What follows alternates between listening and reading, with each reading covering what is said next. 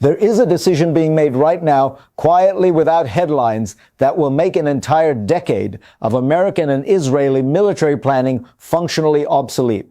Not a treaty, not a diplomatic breakthrough, not a concession from Tehran, a weapons delivery, and if it is completed in the coming weeks, the strategic map of the Middle East will look nothing like what Washington or Tel Aviv assumed when they built their current playbooks. Most analysts are still debating whether Iran will negotiate on nuclear enrichment thresholds. That is the wrong conversation. The right conversation is about what happens to the entire pressure campaign, the sanctions, the strike options, the credible threat of force. When the country you are pressuring suddenly acquires the most advanced air defense system ever manufactured, not the S-300 that Iran has had for years, not the S-400 that Turkey bought and nearly broke NATO over. Something categorically different, a system designed to intercept intercontinental ballistic missiles at altitudes and distances where nothing else in the world can currently operate. Here is what nobody is saying plainly. If Russia delivers the S-500 to Iran and it becomes operational, the military option does not disappear, but it transforms from a costly choice into an extraordinarily dangerous gamble. And that distinction changes everything about what happens at the negotiating table. Let's start with what this system actually does, not in the Russian marketing version, but in the version that Western military assessors have been quietly briefing to defense ministries for the past 2 years. The S-500, designated Prometheus by its developers, is not an incremental upgrade. It is a different category of weapon. Its maximum operational range is estimated at over 600 kilometers. Its interception ceiling exceeds 200 kilometers of altitude, which places it firmly in the category of systems capable of engaging ballistic missiles during their mid-course phase, well before they begin their terminal descent back into the atmosphere. That matters enormously because it means you are not trying to hit a fast-moving warhead as it screams toward a city. You are intercepting it while it is still relatively predictable and slow, far above the stratosphere. But the detail that is keeping Israeli and American planners awake at night is not the altitude ceiling, it is the radar architecture. The S-500 integrates next-generation sensors that operate across multiple frequency bands simultaneously. Conventional radar systems work primarily in the X and Q bands, the frequencies where stealth aircraft like the F-35 are specifically optimized to minimize their radar cross-section. The F-35's entire design philosophy, the angles, the coatings, the internal weapons bays, all of it exists to scatter or absorb radar energy in those frequencies. But the S-500 also uses L-band and VHF components for long-range detection. The F-35 is not optimized against those frequencies. Its stealth signature in those bands is measurably larger, and at ranges exceeding 600 kilometers, that difference is enough to detect an aircraft that would be essentially invisible to any other system on the planet. What this means operationally is not that the F-35 becomes useless. It means the F-35 loses its primary strategic advantage in this theater, the ability to enter defended airspace before being detected, strike, and exit before a coherent response can be organized. That capability has underpinned every deep strike operation Israel has conducted since the early 1980s. It is the foundation on which the entire doctrine of preventive military action against Iranian nuclear infrastructure rests. Remove it, and you do not just lose one tool. You have to rebuild the entire operational concept from scratch. For Israel, the question becomes brutally concrete. Can F-35 still be used against hardened underground facilities inside Iran if the S-500 is operational? The honest answer from people who have studied this closely is not at the same acceptable risk level as before.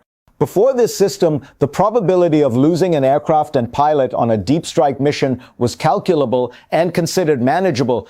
With the S-500 operational, that probability increases to a level that changes the cost-benefit calculus of every single mission.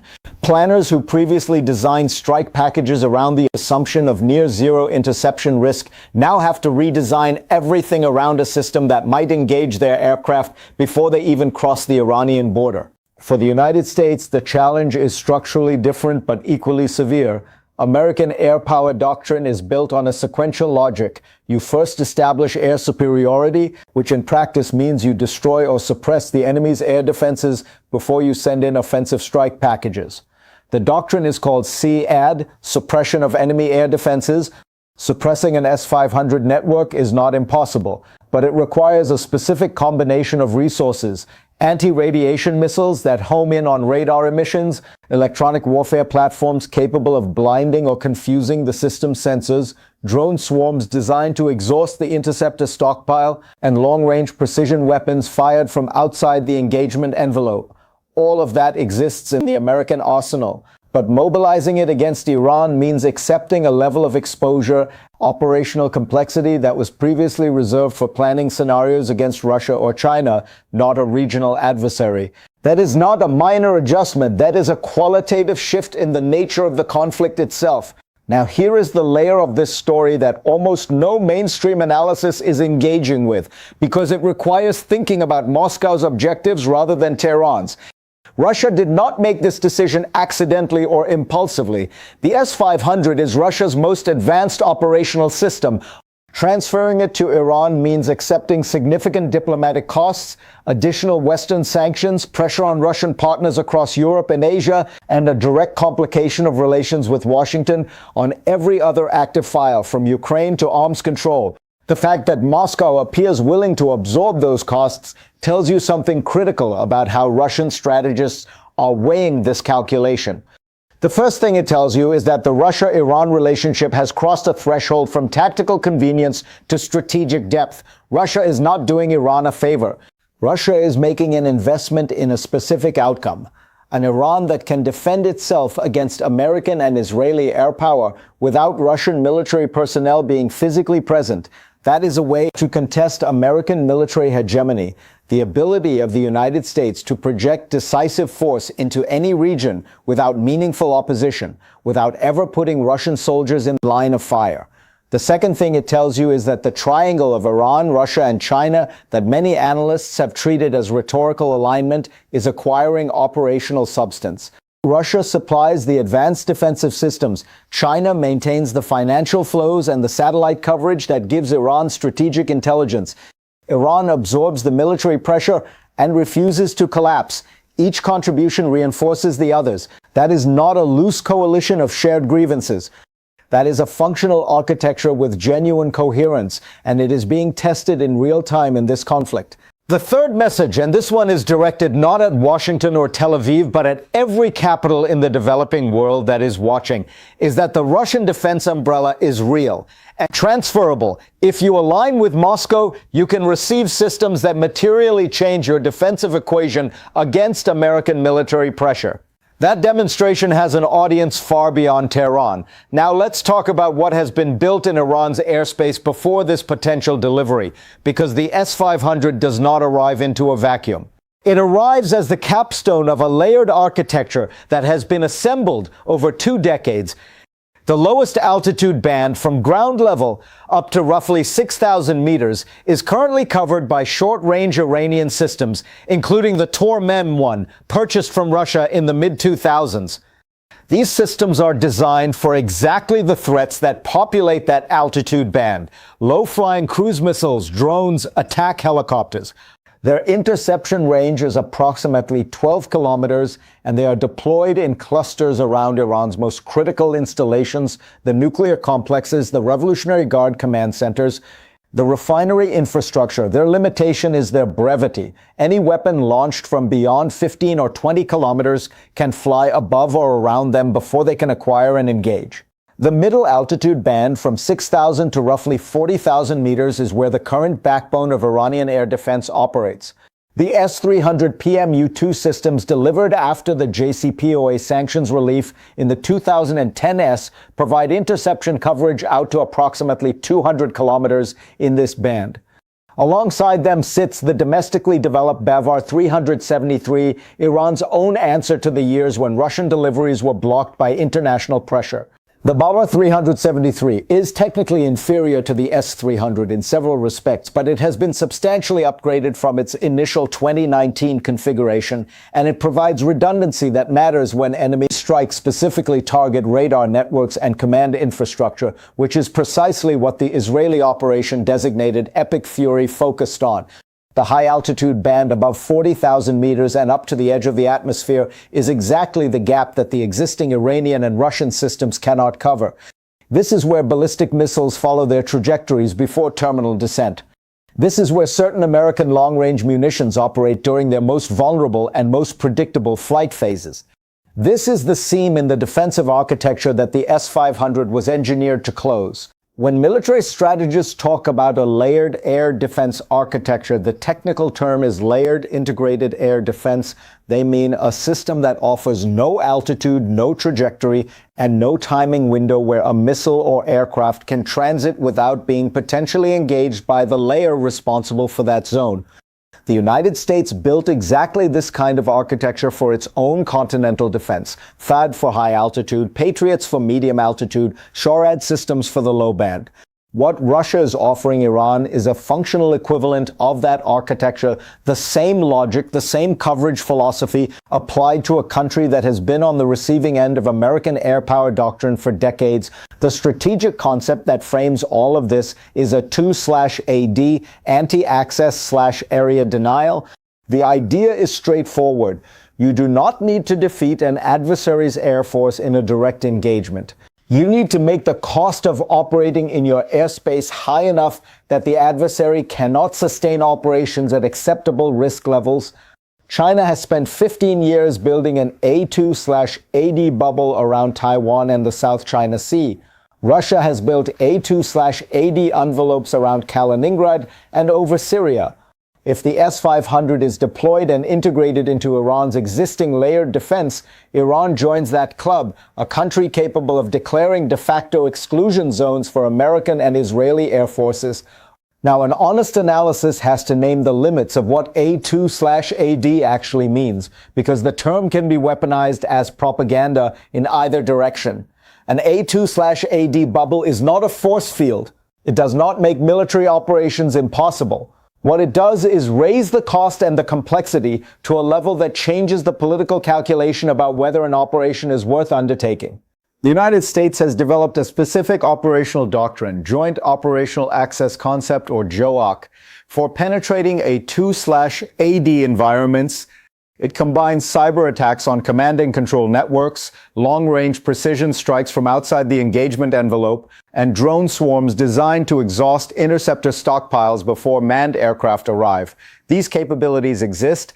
They would be employed if Washington and Tel Aviv decided to respond militarily to a fully operational S-500 deployment in Iran, but executing them requires weeks or months of preparation, not hours. In the context of a fragile ceasefire and ongoing negotiations, that timeline constraint is a real strategic limit on what options are available in the near term. There is one more dimension of this that almost no public analysis is touching: what it does to the regional arms race among American allies. Saudi Arabia, the UAE, Qatar, and the other Gulf states are watching this with acute attention. They have built their air defense networks around American systems, Patriots and THAAD primarily.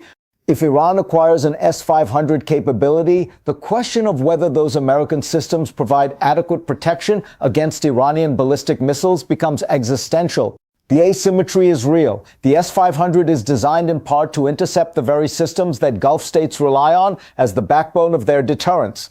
That realization will mechanically produce procurement demands, requests to Washington for more advanced systems, for upgraded versions, for redundancy that does not currently exist.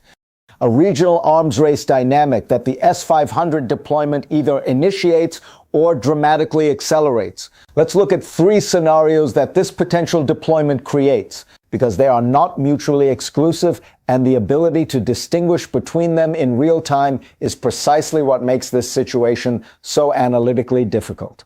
In the first scenario, deterrence works as intended. The deployment, or even the credible announcement of deployment, convinces Washington and Tel Aviv that the cost of a second strike wave has risen above the threshold of acceptable risk.